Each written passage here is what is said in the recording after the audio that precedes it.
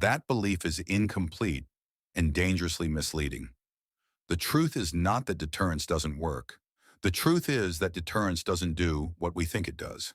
It doesn't eliminate conflict, it reshapes it. And the way it reshapes conflict is far more unstable than most people realize.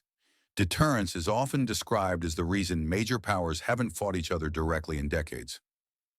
Nuclear weapons, advanced militaries, mutually assured destruction. The logic seems simple. If the cost of war is too high, no rational actor would choose it. But history shows something else entirely. When deterrence works, it doesn't create peace. It creates pressure. And pressure always finds a release. What we think deterrence does in theory, deterrence creates a clear equation. If you attack, the response will be devastating.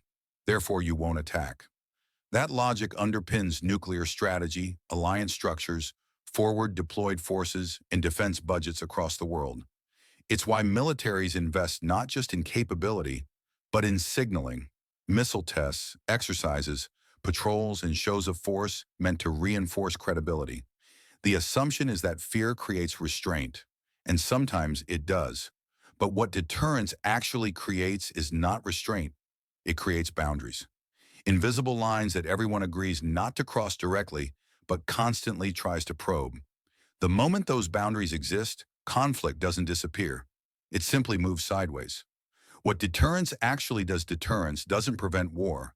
It prevents certain kinds of war. Specifically, it discourages direct, overt, large-scale attacks between evenly matched powers. Everything else remains fair game.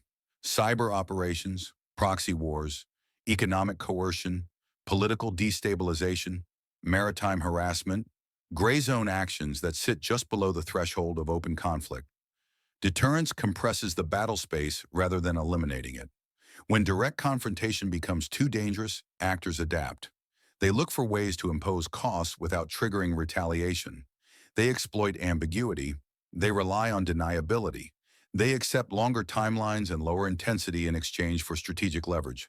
This is why the modern era feels constantly tense but rarely decisive. Deterrence doesn't freeze conflict, it stretches it. The escalation paradox.